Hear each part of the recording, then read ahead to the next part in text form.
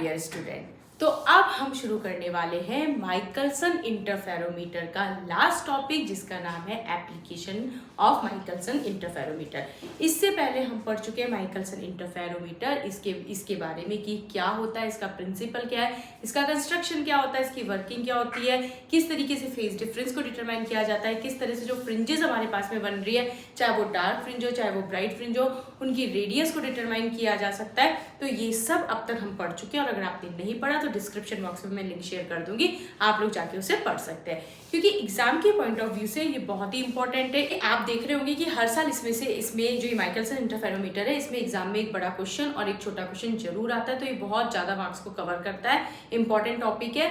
और आज हम इसका पढ़ेंगे लास्ट एंड फाइनल टॉपिक, जिसका नाम है एप्लीकेशन ऑफ माइकलसन इंटरफेरोमीटर। और दो एप्लीकेशन हम यहाँ पे इसकी पढ़ेंगे। एक तो हम डिटरमाइन करेंगे वेवलेंथ को, जो भी लाइट सोर्स हम यूज में ले रहे हैं उसकी वेवलेंथ को किस तरह डिटरमाइन करते हैं, और दूसरा हम डिटरमाइन करेंगे सेपरेशन बिटवीन वेवलेंथ। ये क्या है, सेपरेशन बिटवीन वेवलेंथ कैसे है, जबकि हम तो लाइट सोर्स कौन सा यूज ले रहे हैं, मोनोक्रोमेटिक लाइट सोर्स। ये सब अभी हम जब पढ़ेंगे आपको समझ में आ जाएगा। तो स्टार्ट करते हैं हम सबसे पहले डिटर्मिनेशन ऑफ वेवलेंथ पे।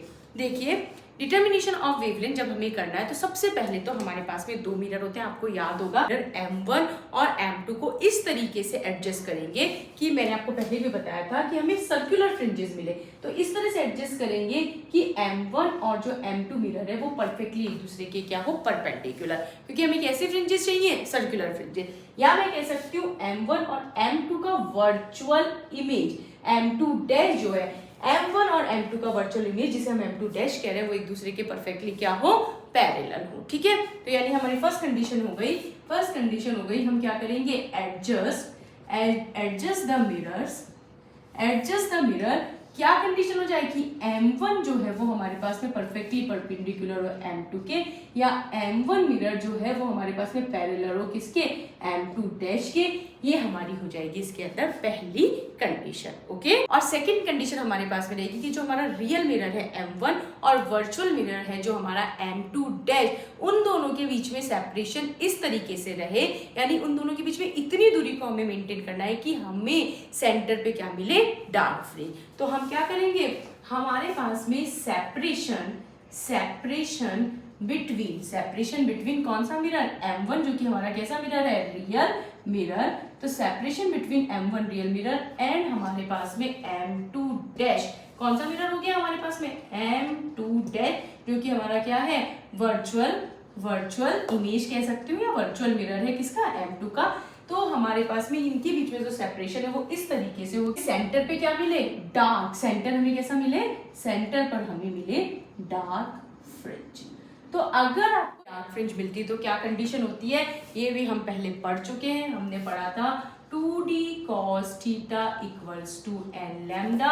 ये हमारे पास में कंडीशन किसके लिए हो जाती है, डार्क फ्रिंज के लिए। सेंटर पे डार्क फ्रिंज मिले तो डार्क फ्रिंज की कंडीशन ये है, और हमें पता है एट सेंटर, अगर हम बात करते हैं किसकी, सेंटर की, एट सेंटर थीटा की वैल्यू कितनी हो जाती है, 0। तो cos थीटा इक्वल्स टू कितना हो गया हमारे पास में, 1 हो जाता है, क्योंकि सेंटर पे आपने माइकलसन इंटरफेरोमीटर का मैंने आपको बताया पूरा कंस्ट्रक्शन, और जब मैंने डायमीटर निकालना सिखाया था तब मैंने बताया था कि सेंटर पे थीटा की वैल्यू कैसे 0 हुई। अगर आपने नहीं देखा तो आप देख लेना। तो सेंटर पे थीटा की वैल्यू हो गई 0, तो cos 0 की वैल्यू होती है हमारे पास में 1। तो कंडीशन आ जाएगी 2d equals to n lambda, और इसे हम कह सकते हैं इक्वेशन नंबर 1। और अगर इस इक्वेशन नंबर 1 की बोथ साइड पे मैं लैम्डा को ऐड कर दूं तो देखिए क्या होगा, on adding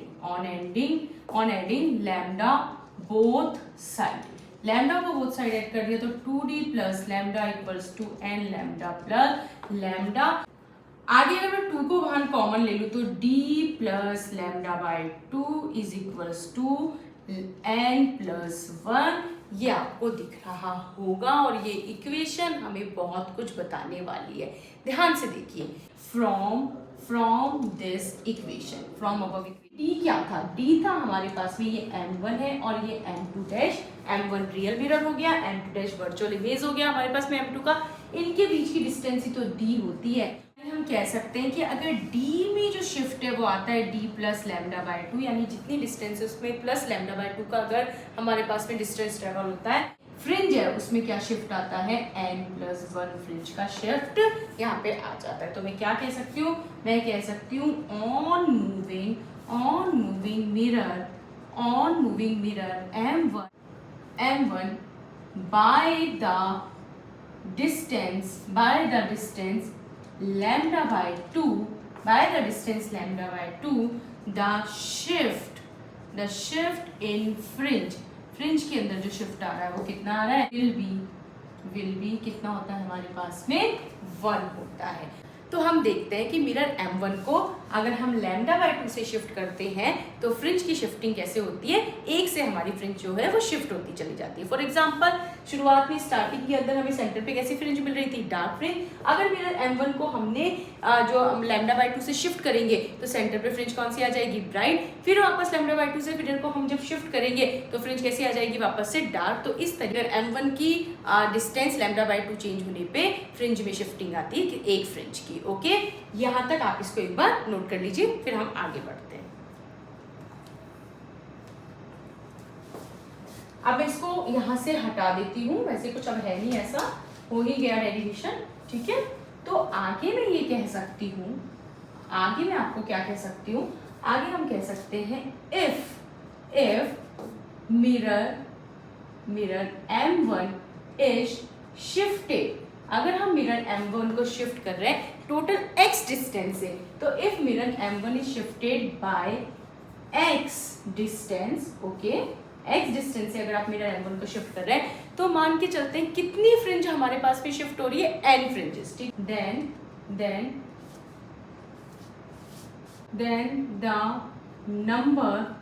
number of fringes shifted, then the number of fringes shifted will be आपके पास में क्या हो जाएगा, n। यानी अगर हम किसी पर्टिकुलर लैम्डा बाय 2 से हमने शिफ्ट किया तो एक फ्रिंज का हमारे पास में चेंज आ रहा था। अगर हमने x डिस्टेंस पे इसको शिफ्ट कर दिया तो कितनी फ्रिंजेस का चेंज आ रहा है, हम मान के चल रहे हैं n फ्रिंजेस का चेंज आ रहा है। तो हम क्या कह सकते हैं, हम कह सकते हैं n is equals to x upon lambda by 2, n equals to x upon lambda by 2, क्योंकि जब लैम्डा बाय 2 का शिफ्ट हो रहा था तो एक फ्रिंज चेंज हो रही थी, जब x का शिफ्ट हो रहा है तो n फ्रिंजेस चेंज हो रही है, तो हमारे पास में नंबर ऑफ फ्रिंजेस क्या हो जाएगा, x अपॉन लैम्डा बाय 2, ठीक है। आगे यहाँ से हम वेवलेंथ को डिटरमाइन कर सकते हैं, तो लैम्डा हमारे पास में क्या हो जाएगा, लैम्डा इज इक्वल्स टू हो गया हमारे पास में 2x अपॉन n। इस तरीके से डिटरमाइन की जा सकती है wavelength of monochromatic light source, जिसको हम कहाँ यूज ले रहे हैं, माइकलसन इंटरफेरोमीटर के अंदर। आप इसे यहाँ तक नोट कर लीजिए, क्योंकि इसके बाद हम नेक्स्ट एप्लीकेशन पढ़ेंगे सेपरेशन बिटवीन वेवलेंथ, इसे आप नोट कर लीजिए। चलिए अब मैं इसको यहाँ से हटा देती हूँ, क्योंकि अब हम दूसरी एप्लीकेशन को स्टार्ट करेंगे, ठीक है।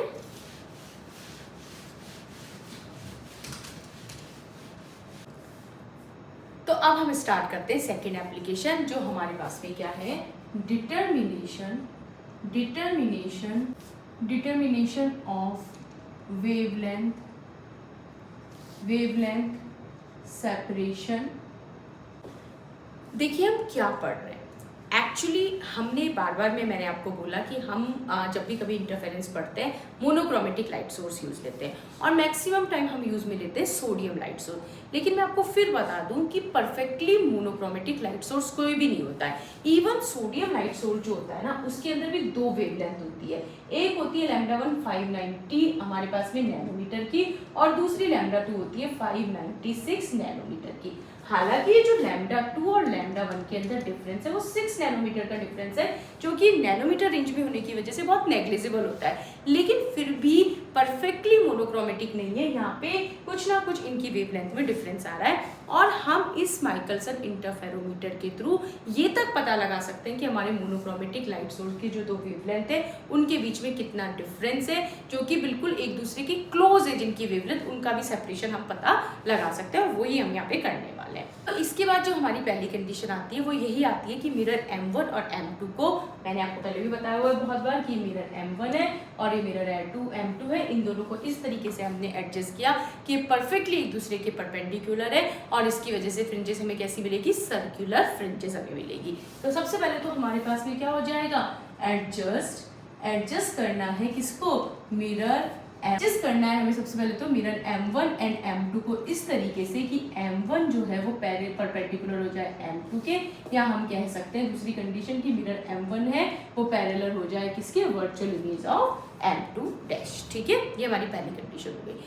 आप इसे हमें सर्कुलर फ्रिंजेस मिल जाएगी। और दूसरी कंडीशन हो जाएगी हमारे पास में कि हमने एक ऐसा लाइट सोर्स यूज लिया जिसके अंदर हमें दो वेवलेंथ मिल रही है, λ1 और λ2, जो कि एक दूसरे के बिल्कुल क्लोज है। ठीक है, तो हमने क्या लिया, एक ऐसा लाइट सोर्स ले रहे हैं, लाइट सोर्स ऐसा ले लिया, लाइट सोर्स हमने ऐसा ले लिया जिसके अंदर λ1 हमको मिल रही है और λ2 हमको मिल रही है, और हमें ये भी पता है कि λ1 एंड λ2 जो है वो एक दूसरे के बिल्कुल क्लोज है। लेकिन फिर भी हम सपोज कर लेते हैं कि λ1 इज ग्रेटर देन λ2, ये हमने मान लिया। ठीक, अब हमें क्या करना है, अब हमें इस मिरर को M1 को इस तरीके से शिफ्ट करना है कि हमें ब्राइट फ्रिंजेस मिले।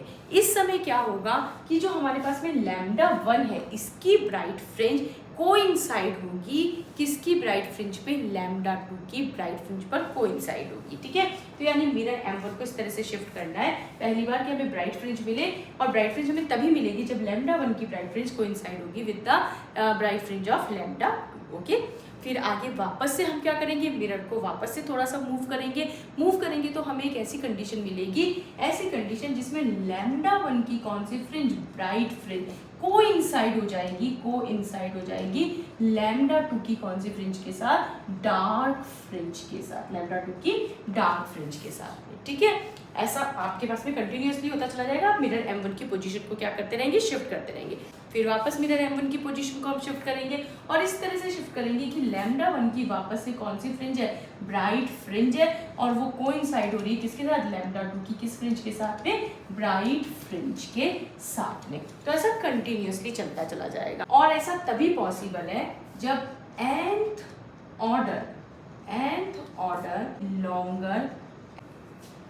ऑर्डर की लॉन्गर वेवलेंथ जो कि λ1 है और वो कोइंसाइड हो रही है with n+1 order shorter wavelength पे,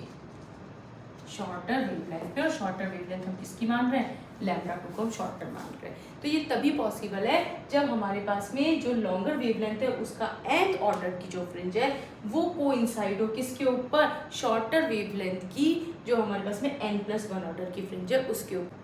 तो अब हम बढ़ते हैं कि जब पहली कंडीशन आई थी, जब λ1 की ब्राइट हमारे पास में फ्रिंज होती, λ1 की जो ब्राइट फ्रिंज थी वो कोइंसाइड हो रही थी λ2 की डार्क फ्रिंज पे, तब मान लीजिए हमने मिरर की पोजीशन को शिफ्ट किया था x1, मिरर M1 को शिफ्ट किया था x1, और जब हमारे पास में λ1 की जो वेवलेंथ की जो ब्राइट फ्रिंज है वो कोइंसाइड हुई थी λ2 जो की ब्राइट फ्रिंज है उसके ऊपर, λ2 फ्रिंज पे, तो हमारे पास में मान के चलते हैं कि मिरर की जो डिस्टेंस हमने एडजस्ट की थी वो थी x2।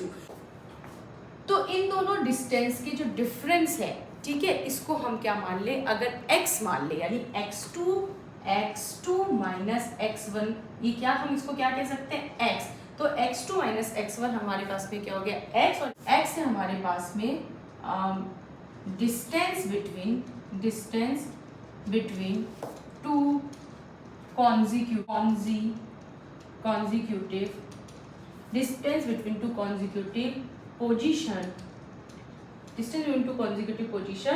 Position moved by mirror M1। Okay, तो मैं लिख सकती हूँ, आगे हम लिख सकते हैं x इक्वल्स टू n λ1 हमारे पास में कौन सी हो गई, longer wavelength, upon 2 is equals to n+1 λ2 upon 2।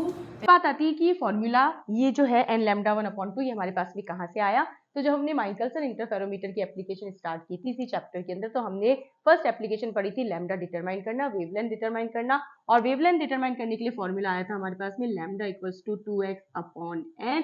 तो यहाँ से x इक्वल्स टू क्या हो जाएगा, n लैम्डा अपॉन 2 हमारे पास में हो जाएगा। ठीक है, तो ये फॉर्मूला यहीं से आया है, मैं इसको हटा देती हूँ।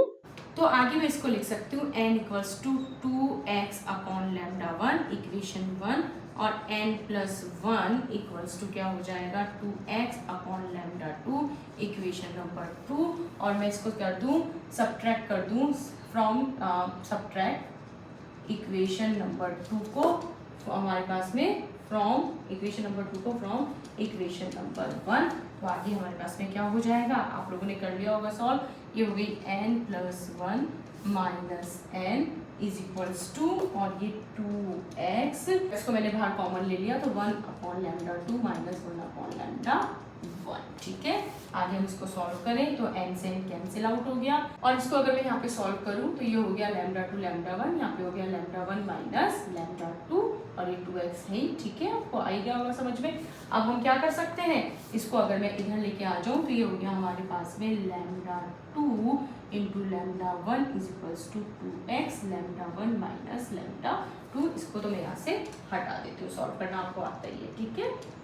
तो इस तरीके से हमें फाइनली क्या मिल जाएगा, मैं ऊपर लिख देती हूँ λ2 λ1 इक्वल्स टू 2x, और ये हो गया λ1 माइनस λ2। आगे फर्दर मुझे यही तो निकालना था, सेपरेशन बिटवीन वेवलेंथ, तो यानी λ1 माइनस λ2 इज इक्वल्स टू हो जाएगा हमारे पास में λ1 λ2 अपॉन x2x, ठीक है।